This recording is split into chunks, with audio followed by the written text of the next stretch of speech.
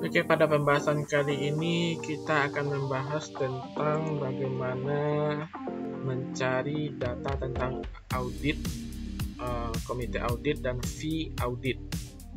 Nah, untuk perusahaan yang saya pakai sekarang itu adalah Bank BRI tahun 2018. Nah, di sini kita akan lihat fee audit itu berapa fee audit yang dikeluarkan oleh Bank BRI.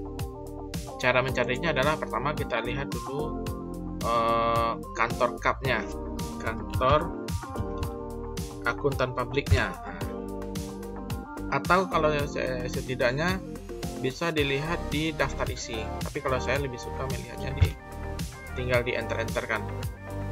Kantor akuntan publiknya adalah Purwanto, Sungkoro, dan Surja yang terafiliasi dengan Ernest dan Young.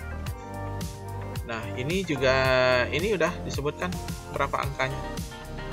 Di sini adalah biayanya. Ini biaya untuk masuk ke Bursa Efek itu 160 juta. Nah, ini saya tidak tahu apakah datanya itu dalam jutaan. Nah, sedangkan untuk fee auditnya itu adalah segini, sebanyak 13.545 juta. Nah, ini biaya untuk pemeringkat efek juga, fee untuk pemeringkat efek juga ada di sini. Ini yang standar PUR, ini yang di Singapura, yang mudi di Singapura, dan ini Pevindo. Ini biaya fee untuk pemeringkat efek di Pevindo, pemeringkat efek Indonesia, yaitu salah satu perusahaan yang dipercaya untuk merating itu mulai dari saham sampai dengan obligasi. Nah, itu ada kode-kodenya, nanti dibahas di video yang lain. Nah, kemudian di sini kustodian juga ada, tapi kita fokus di sini adalah di fee audit. Nah, di sini fee auditnya 13.545 juta.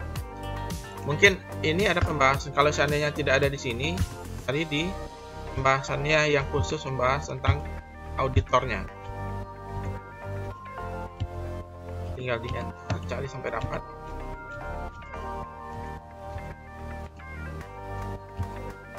Kadang biaya audit ini dapat dipublikasikan itu di laporan-laporan yang lain.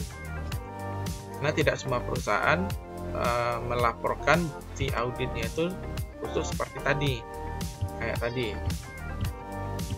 Ada juga yang melaporkan dalam khusus pembahasan tentang akuntan publiknya. Nah, bukan ini. Nah, ini sudah pembahasan akuntan publik. Di sini sudah membahas tentang akuntan publik. Nah, ini adalah rincian biaya dalam 5 tahun terakhir. Nah, mungkin akan berbeda dari yang tadi. Nah, ini jasa lainnya juga ada di sini. Ini biaya jasa audit review itu 5.600.000 ditambah dengan 8 miliar. Nah, totalnya adalah 13 miliar. Cuman di sini harus diperhatikan kalimat-kalimat yang ada di sini. Ini bisa dikatakan juga sebagai analisis konten. Karena konten-konten di sini atau kalimat-kalimat di sini juga harus dianalisis. Kadang ada biaya seperti ini, 5,6 miliar ini.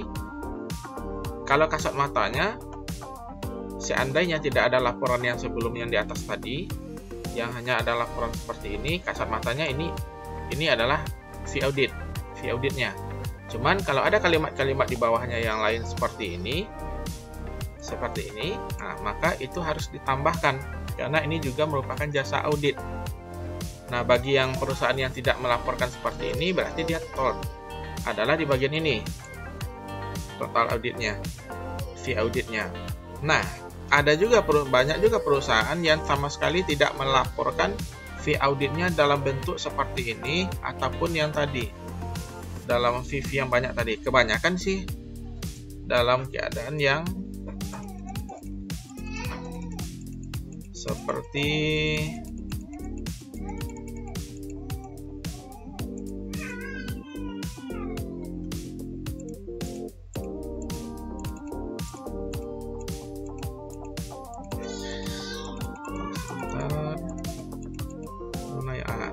kebanyakan bikin dalam keadaan seperti ini.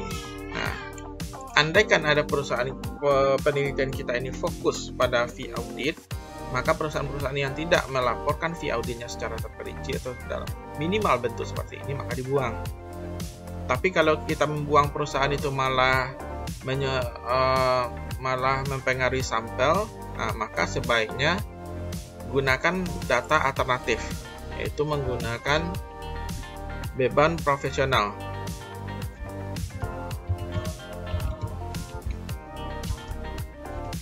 Ini tinggal di enter saja. Beban profesional itu ada di bagian bawah.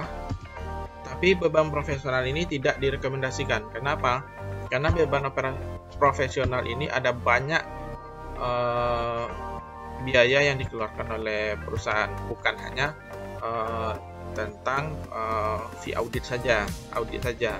Ada juga profesional yang lainnya, seperti kayak masukkan ke pemberikan efek, itu juga ada dimasukkan.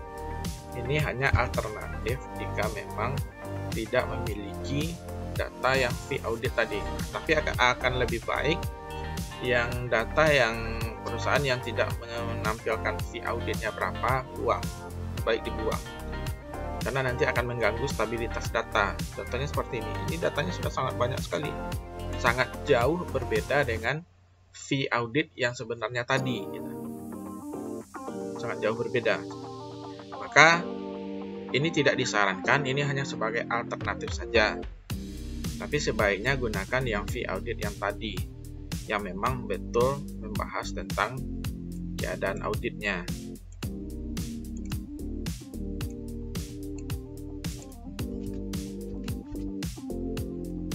Ini minimal yang bagus, dan yang sangat bagus itu adalah yang menampilkan data seperti ini, Ini yang bagusnya, ditambahkan dengan ini. Nah, itu tadi pembahasan tentang fee audit. Sekarang kita akan membahas tentang komite audit. Nah, biasanya pembahasan tentang komite audit itu adalah tentang jumlah anggota audit, itu berapa jumlah anggota audit komite auditnya. Kemudian itu kalau makin banyak jumlah komite audit itu biasanya semakin bagus, tapi itu dampak positifnya. Ada juga dampak negatifnya, kalau makin banyak itu akan banyak pendapat-pendapat yang silih berganti. Itu tergantung teori mana yang kita pakai nantinya. Nah, untuk mencarinya tinggal diketik saja komite audit. Kalau saya main ketik seperti ini aja, atau Ctrl F. Ini ada di halaman 560. Mungkin coba kita cari di halaman 560. Silakan cari sendiri di mana letak halamannya, tergantung dari pemakaian software yang kita pakai. Ini 560 masih di atas, masih di bawah. Nah, ini komite audit. Ini adalah pembahasan dari dasar hukumnya, komite auditnya dibentuk, apa alasannya, piagamnya. Ini bisa dibaca sendiri. Nah, ini adalah susunan keanggotaan dari komite audit. Nah, ini kalau menggunakan rasio, misalnya jumlah anggota dibagi dengan total komite audit, atau bisa menggunakan anggota komite audit independen dibagi dengan total anggota komite audit, bisa juga seperti itu. Ada banyak rasio yang menggambarkan tentang komite audit ini. Nah, pembahasannya hanya seputar-putar di sini saja. Andaikan menggunakan jumlah anggota komite audit, tinggal dihitung 1, 2, 3, 4, 5 orang. Kemudian kalau menggunakan jumlah anggota dibagi dengan total keseluruhan komite audit, ya tinggal dibagi saja 1, 2, 3, 4, 5 tambah ketua 1 berarti 6, berarti 5 dibagi 6 kali 100%. Nah, kalau ada lagi yang menggunakan komite audit independen, anggota komite audit independen dibagi dengan total anggota komite audit.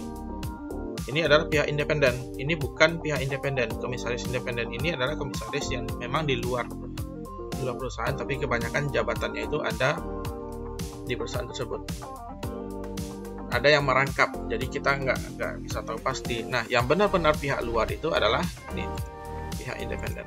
Berarti 2, 3, 4, 5. Berarti 2 dibagi 5 dikali dengan 100%. Dan ini jarang. Ini jarang. Nah, itu adalah pembahasan tentang komite audit dan fee audit.